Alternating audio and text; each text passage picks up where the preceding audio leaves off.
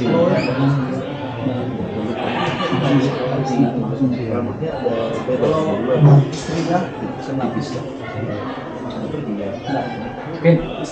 baik. Sudah tidur semua ya? Sudah minum kopi, sudah makan cookies. Ronaldo bilang makan cookies. Jadi sudah segar-segar semua. Jadi pembicara kita yang ketujuh pada hari ini adalah saudara Adi Putra Wijayantara. Jadi saudara ini sangat tidak asing bagi saya karena di antara kami ada hubungan emosional antara ayah dengan anak. Jadi saudara Adi ini adalah anak rohani saya. Dengan saudara Saibun juga sempat. Kemudian saudara Julius tapi tidak lama, dan juga almarhum saudara Tambah. Jadi sekira profilnya sudah ada di sini jelas, kita lihat bisa baca sendiri, bisa tidak perlu jelaskan. Mengenai saudara Adi dalam pelayanannya, dia adalah part-timer, karena dia lebih banyak waktunya di pekerjaan sehari-harinya. Tapi meskipun demikian, kepeduliannya kepada jemaat dalam pelayanan, dia tetap komit dan sikap dia terhadap kebenaran itu tidak pernah luntur. Jadi dia tetap berdiri bagi kebenaran. Jadi saya yakin apa yang saudara Adi akan sampaikan tidak akan jauh-jauh dari kebenaran. Jadi tanpa membuang waktu, saudara Adi, saya lupa, dia tidak jomblo lagi. Dia sudah menikah dengan Agnes dan punya 2 anak. Yang terakhir namanya Jason. Itu Elsa. Yang pertama itu Elsa. Jadi saudara Adi ini adalah pasangan muda dan sangat ideal dengan kekristenan. Saudara Adi. Terima kasih. Ya, terima kasih banyak Saudara John atas perkenalannya ya. Jadi saya di sini punya 2 bapak rohani. Saya mengucapkan terima kasih banyak ya karena diundang untuk tampil di sini oleh panitia NSBS Saudara Timbul. Harusnya tahun kemarin saya berdiri di sini ya untuk menyampaikan materi, tapi karena satu dan lain hal, maka tahun kemarin saya menolak. Karena pada saat itu lagi jaga bapak saya lagi sakit waktu itu sebenarnya. Dan akhirnya tahun ini diundang lagi, itu 3 minggu yang lalu kalau nggak salah. Jadi prepare-nya itu harus lebih matang lagi ya. Dan sebenarnya sih mau nolak, tapi takut tahun depan nggak diundang lagi.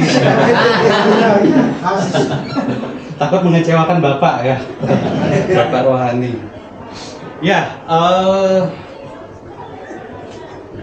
salam dari Jemaat Bali. Ini bukan Jemaat Bali, tapi ini adalah peserta seminar kemarin. Oh, ya. Jadi bisa dibilang cukup sukses untuk acara seminar ini karena yang hadir banyak dan juga peserta yang hadir itu ada di sini ya. Saudara Ali, kemudian Saudara Juma, Saudara John, Saudara Yogo, Saudara Marolop, Saudara Lamhot ya. Ada di situ. Ada. Belakang itu. Belakang bagian Kanan. Oke, itu sebenarnya acara yang diprakarsai 3 jemaat, Blok M, kemudian Surabaya dan juga Bali. Walaupun kita komunikasi via WhatsApp, tapi bisa berjalan dengan baik ya. Acaranya bisa berjalan dengan Dan lancar. Manado ada, Saudara John. Iya. Nomor 2 disebut ya. Oh, nomor 2 ya. Ya, salam dari Jemaat Bali. Kami tiap tahun itu mengadakan retreat ya. Jadi tiap tahunnya itu dengan baju yang berbeda. Walaupun kita nggak bisa mencetak seragam, tapi yang penting warna hitam. Udah, kumpulin aja gitu. Tiap tahun kita mengadakan retreat dan untuk tahun ini kami tidak mengadakan retreat karena diganti dengan seminar kemarin. Jemaat di Bali itu sebenarnya memberikan salam untuk mencari calon-calon penginjil.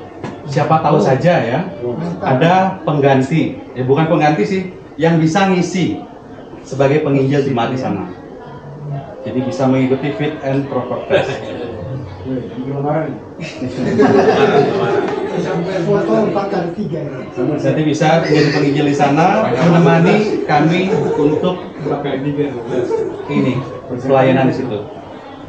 Ya, saya diberikan materi gaya kepemimpinan Yesus. Sebenarnya Saudara Juma tadi sudah setengahnya udah ngambil pelajaran saya. Nah, Sebenarnya nggak ngambil sih, kesimpulannya tapi ya. materi apa yang disampaikan Saudara Juma itu ada pada hari ini. Sebenarnya harus di skip aja ya, biar kita selesai lebih cepat. Ya, dari gaya kepemimpinan Yesus itu ada 3 hal disebutkan. Ada gaya, ada kepemimpinan, dan juga ada Yesus. Kalau gaya itu adalah pola dan tingkah laku. Sementara kepemimpinan itu adalah tema dari seminar kita. Itu kepemimpinan adalah tentang bagaimana mempengaruhi orang lain, bawahan atau pengikut agar mau mencapai tujuan yang diinginkan sang pemimpin. Dan Yesus, sang juru selamat ini. Artinya kita semua ini adalah memiliki Tuhan, yaitu Yesus sebagai sang juru selamat kita. Ketika kita meyakini bahwa Yesus adalah sang juru selamat kita, otomatis apa? Sebenarnya pemimpin kita itu, atau Yesus adalah teladan buat kepemimpinan kita. Sebenarnya tanpa perlu disampaikan sudah tahu ya.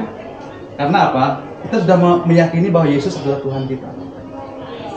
Ya, tiap orang akan menjadi pengikut jika membutuhkan sesuatu. Benar atau enggak ya? Misalkan kita butuh untuk penghasilan kita, maka kita mendaftar sebagai seorang pekerja. Kita akan menjadi pengikut di situ, kita punya atasan di situ, karena kita membutuhkan sesuatu. Pada zaman Yesus memberi makan 5.000 orang. Di situ orang-orang mengikut Yesus punya motivasi yang salah di awalnya untuk mendapat makanan. Jadi pola atau di dalam kehidupan seseorang itu, dia akan menjadi pengikut ketika dia membutuhkan sesuatu. Pemimpin adalah pemegang kendali ya. Kalau kita lihat di gambar ini, pemegang kendalinya siapa? Dia adalah supir. Dan supir itu adalah pemimpin bagi apa yang dibawanya. Nah, bisa dikatakan bahwa kalau pemimpinnya itu membawa kepada hal yang baik, maka orang-orang yang diangkutnya tadi itu akan mengarah kepada hal yang baik. Atau sebaliknya, ketika mereka atau pemimpin tadi membawa kepada pengaruh yang jelek, maka akan menjadi pengikut yang jelek juga. Orang buta menuntun orang buta, keduanya akan masuk ke dalam lubang yang sama. Orang buta menuntun orang buta, keduanya akan masuk ke dalam lubang yang sama.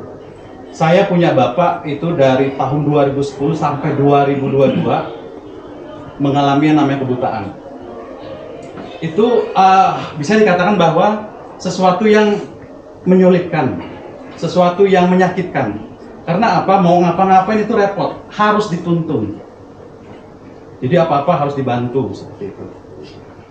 Bayangkan kalau orang buta tadi ya, misalnya ada orang buta menuntut orang buta, itu mereka tidak tahu jalannya.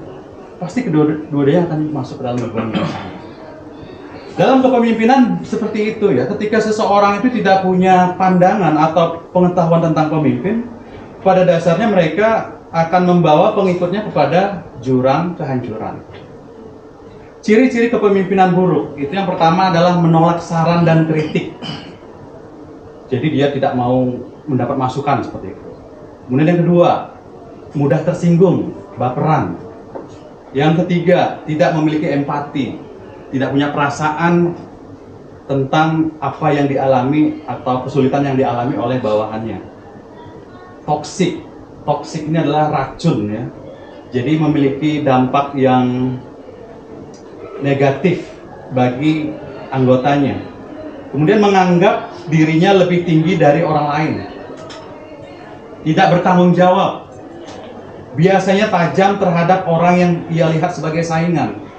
Pemimpin itu seharusnya dia melahirkan pemimpin, tetapi ketika pemimpin ini melihat ada yang lebih menonjol, maka ditekan sama dia supaya tidak bisa menggantikan posisinya. Tidak konsisten, berubah-ubah ya, mencela-mencela apa yang diomongnya hari ini berubah pada esok hari. Kemudian biasanya suka jika lihat orang lain melakukan kesalahan. Yang 10, selalu merasa benar, nggak pernah salah. 11, menciptakan drama dan konflik. Ada saja peristiwa-peristiwa di mana hal tersebut akan menciptakan kegaduhan di dalam keanggotaan tersebut. Dan sering membawa energi negatif. Kehadiran pemimpin ini ketika di dalam keanggotaannya selalu saja memberikan dampak negatif buat lingkungan dari keanggotaan tersebut. Itu ciri-ciri kepemimpinan buruk. Dalam fakta kehidupan bahwa tidak semua orang bisa menjadi pemimpin. Tetapi setiap orang bisa mengembangkan dirinya menjadi seorang yang mempunyai mental seorang pemimpin. Dengan menjadi seorang yang mempunyai mental pemimpin, tidak peduli di mana kita ditempatkan atau ditugaskan, kita bisa menjadi panutan bagi orang-orang sekitar. Seperti yang disampaikan oleh Saudara Juma tadi, dan juga Saudara Alif, bahwa kita bisa menjadi pemimpin bagi rumah tangga kita, bagi keluarga kita. Tujuan pelajaran ini adalah agar kita sebagai orang Kristen mengikuti gaya kepemimpinan Kristus dalam kehidupan kita. Kemudian yang kedua, agar orang Kristen tidak perlu ragu untuk memimpin dalam kerendahan hatian, fokus pada solusi, dan mengajar di setiap kesempatan. Bagaimana Yesus memimpin? Yang pertama adalah, tadi Saudara Juma sudah sampaikan ya, dia memimpin dengan kerendahan hati.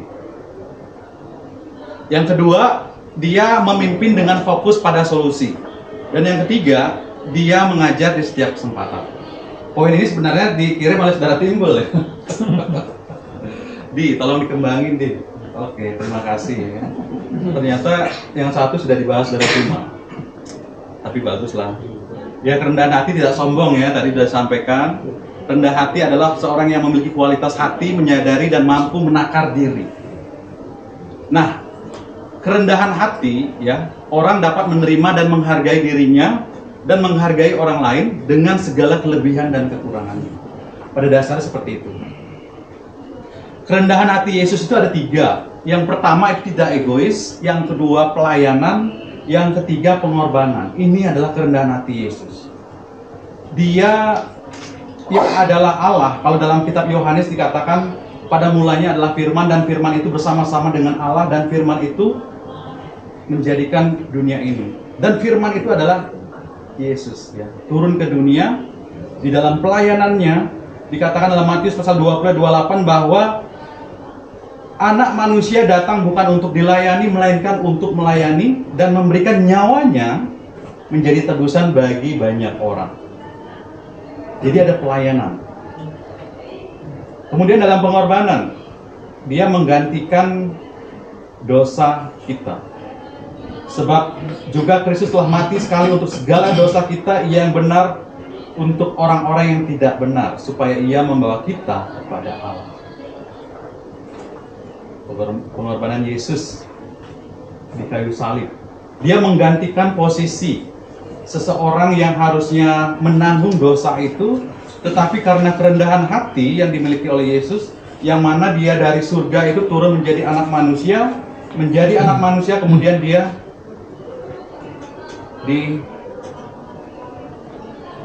disalibkan dan menggantikan dosa-dosa kita. Tinggi hati mendahului kehancuran, tetapi kerendahan hati mendahului kehormatan. Amsal 18 ayat 12 tadi sudah disebutkan ya. Ciri-ciri kepemimpinan rendah hati, dia selalu berbagi. Jika ada pemimpin yang selalu berbagi, entah itu dari segi pengetahuan, segi apapun itu, dia adalah seorang pemimpin yang rendah hati. Kemudian, walaupun dia seorang pemimpin, dia menyampaikan maaf, tolong, dan terima kasih. Berarti dia adalah seorang pemimpin yang rendah hati. Kemudian memiliki empati. Ada perasaan di mana dia harus membangkitkan ketika ada orang atau anggotanya itu lemah. Memberi apresiasi, pujian. Gembira atas keberhasilan orang. Bertanggung jawab, bertutur kata sopan, kemudian memberi energi positif, menerima saran dan kritikan, tidak mempermalukan kesalahan orang. Ini adalah ciri-ciri seorang pemimpin yang rendah hati.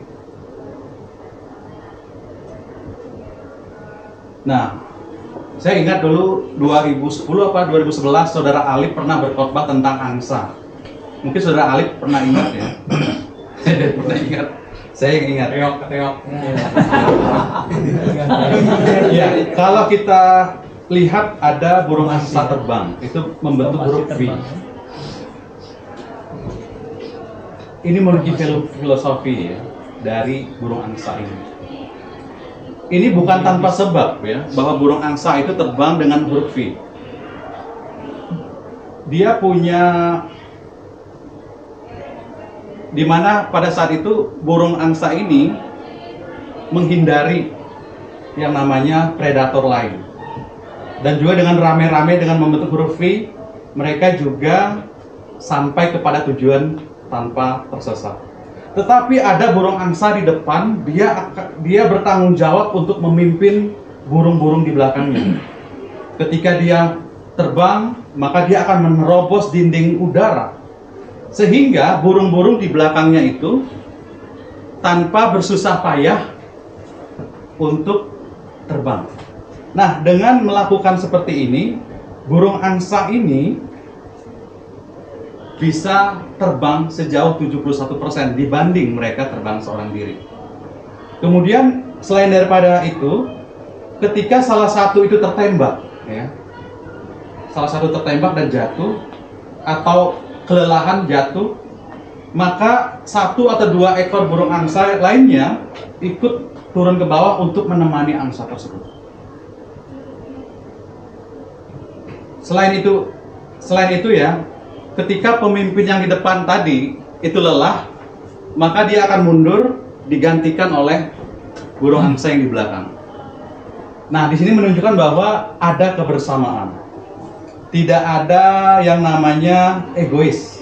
Tetapi di sini mereka ada pelayanan mereka yang menunjukkan bahwa kebersamaan itu adalah bagian dari kerendahan hati tadi. Mereka tidak saling sikut, tidak mau hidup sendiri-sendiri, tetapi bersama-sama untuk terbang kepada tujuan yang sama. Kemudian tadi, poin yang kedua ya, Yesus memimpin dengan fokus pada solusi. Terkadang ketika masalah ada, seseorang lebih sering membahas permasalahan tersebut bukan secepatnya mencari solusi.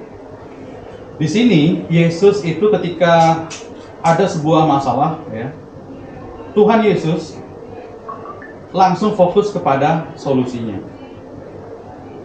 Dia mengatakan dalam Lukas pasal 9 ayat 62, setiap orang yang siap untuk membajak tetapi menoleh ke belakang tidak layak untuk kerajaan Allah. Menunda berarti menghentikan dan akan dilangsungkan lain kali. Jadi biasanya kan mengundurkan waktu. Tetapi di sini Yesus memberikan contoh untuk tidak menunda. Kemudian to the point. Ketika iblis menggodai Yesus, apa yang dilakukan oleh dia?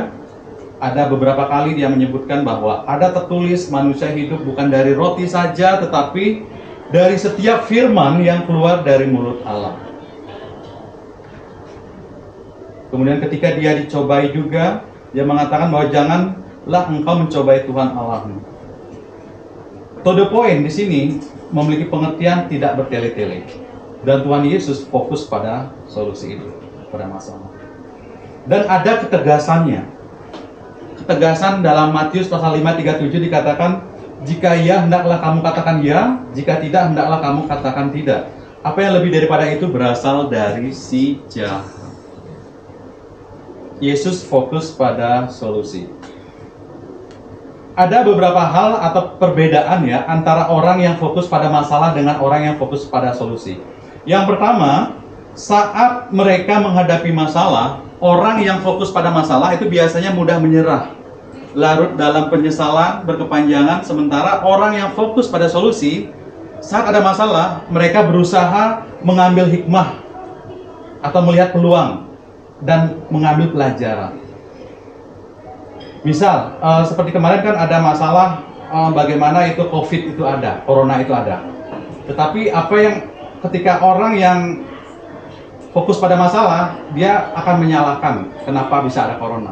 Tetapi ketika seseorang itu fokus pada solusi, Yang dia lakukan adalah bagaimana dia memanfaatkan masalah tersebut untuk menghasilkan. Misalkan dia menjual masker seperti itu. Atau ada hal-hal lain yang bisa dia gali sehingga dia tidak terpuruk di dalam permasalahannya. Yang kedua, saat mereka berbuat salah. Ini perbandingannya ya.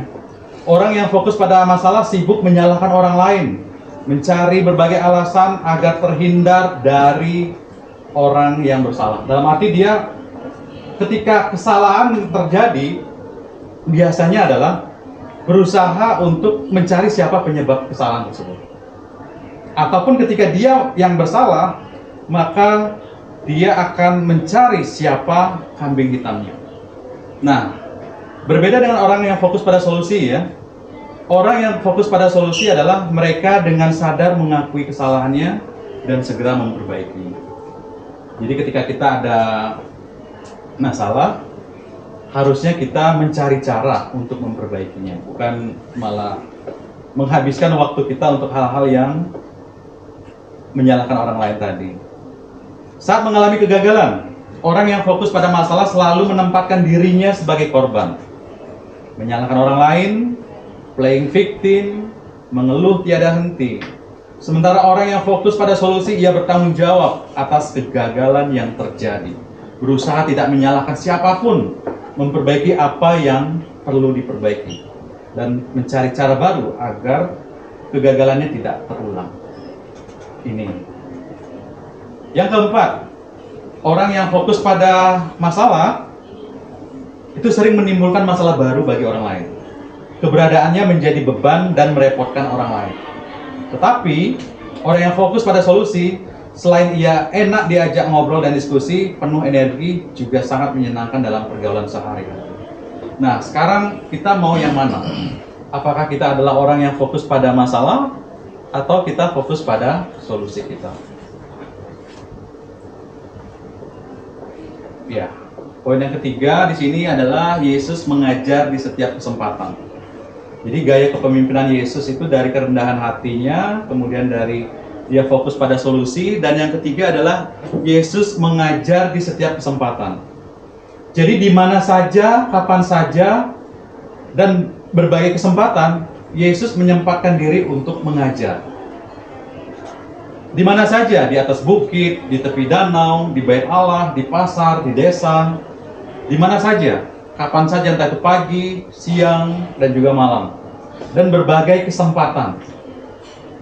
Saat dicobai iblis, di situ dia memberikan pengajaran. Ketika dalam menceritakan perumpamaan, dia juga menyampaikan pengajaran dari setiap perumpamaan yang diajarkan. Dan saat menyembuhkan penyakit, ada pengajaran yang Yesus sampaikan. Kemudian saat membangkitkan orang mati, ada pengajaran yang dia sampaikan. Dan dalam perjamuan malam, ada pengajaran yang dia sampaikan. Pengajaran kepada siapa? Dalam perjamuan malam ini, dia menyampaikan ketika perjamuan malam itu, dia mengatakan bahwa salah satu dari seorang di antara kalian yang duduk bersama kami akan ada yang menyerahkan aku. Tetapi Petrus mengatakan, Tuhan, aku tidak akan menyerahkan engkau. Apapun yang terjadi, aku akan bersama-sama dengan engkau. Tetapi apa? Dia mengajar kepada Petrus bahwa pada malam ini sebelum matahari, sebelum ayam berkokok, engkau menyangkal aku 3 kali. Tapi hal itu terbukti ya, ada pengajaran yang disampaikan oleh Yesus. Kemudian dalam perjalanan, dalam memberikan makan, mengusir roh jahat, saat penangkapan, saat penyaliban dan kebangkitan, di sini Yesus memberikan pengajaran dengan berbagai metode. Nah, kalau kita melihat di dalam hidup ini, dalam 2 Timotius pasal 4 ayat 2, berkata, beritakanlah firman, siap sedialah baik atau tidak baik waktunya, nyatakanlah apa yang salah, tegurlah dan nasihatilah dengan segala kesabaran dan pengajaran. Menginjilah lewat gaya hidup yang benar. Kita adalah penginjil. Kita adalah orang Kristen yang harus menginjili. Menginjili memang harus mengajar, menyampaikan firman, menyampaikan pengajaran kepada orang. Tetapi itu harus ditunjukkan dalam gaya hidup kita. Ketika kita berkhotbah, biarlah orang itu tidak hanya mendengar khotbah kita, tapi mereka membaca, melihat khotbah hidup di dalam diri dimanapun dia berada. Ini juga menunjukkan bahwa kita adalah orang Kristen yang sama seperti ikan yang hidup di akuarium.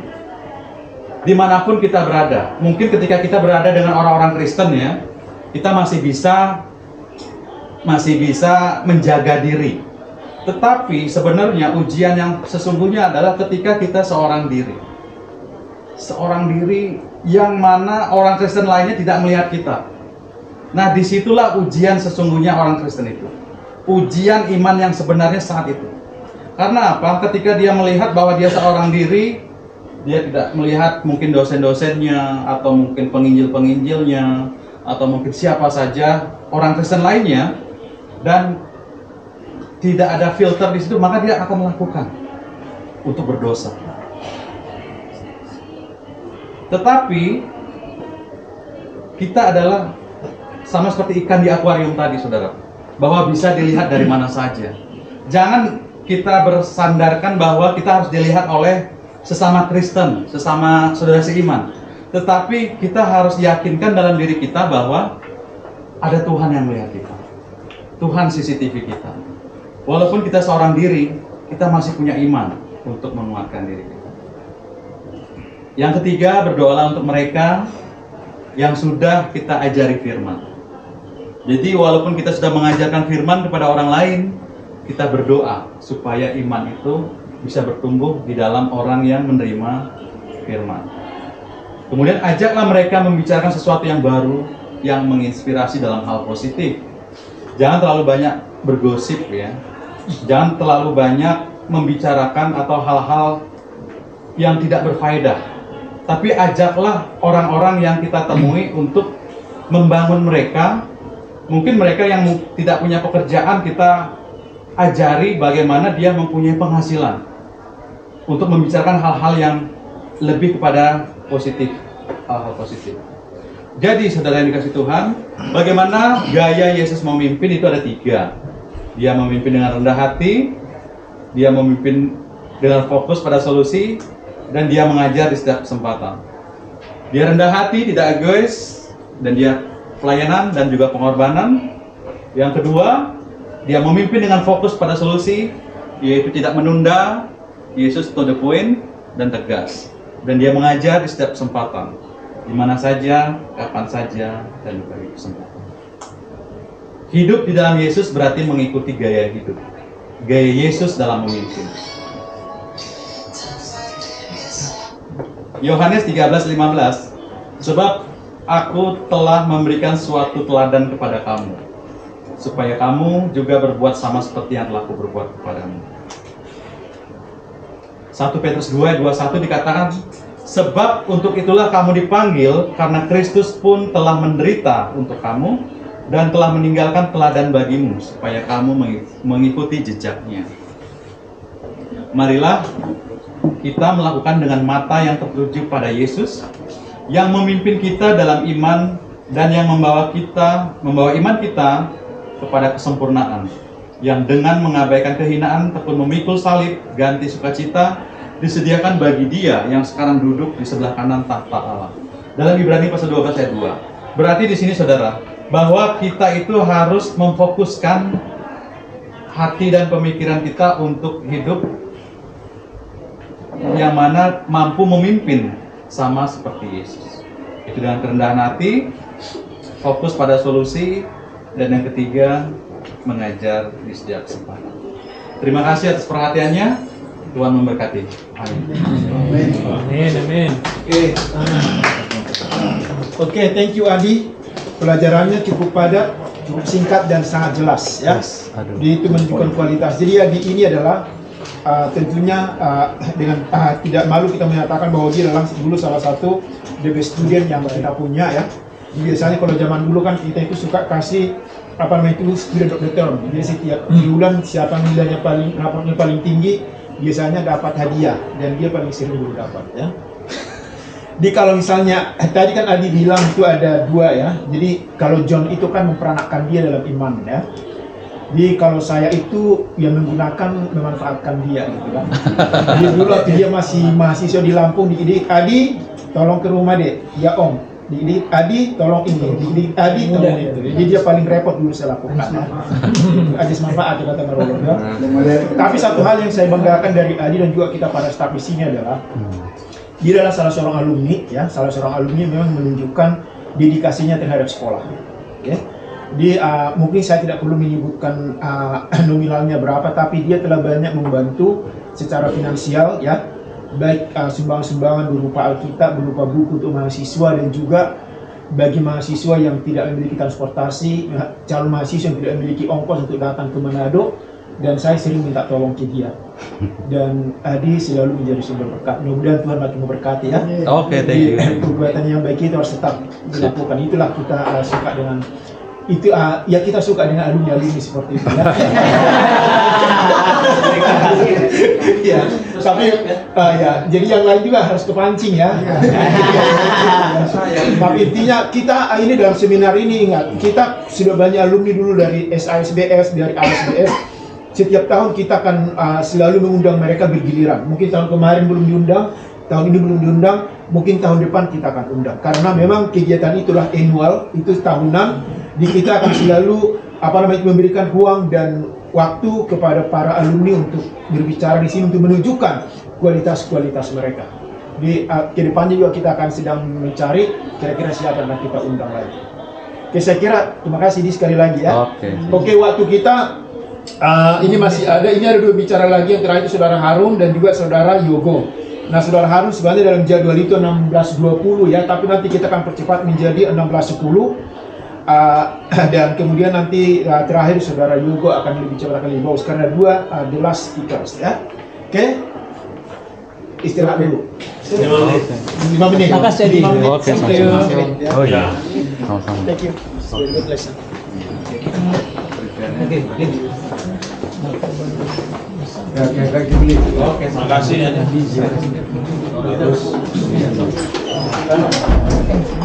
Abang besok. Ya. Terima kasih.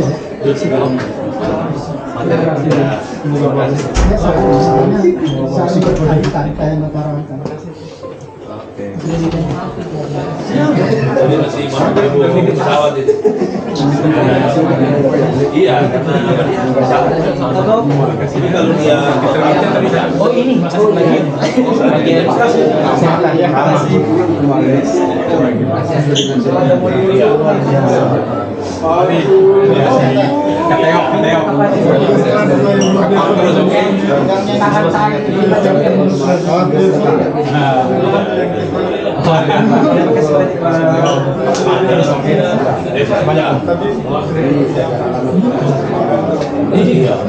tapi kan jadi BKK ke sini. Kan mungkin.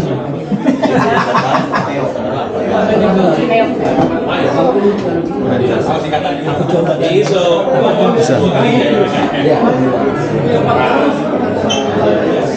Tapi untuk kali ini masih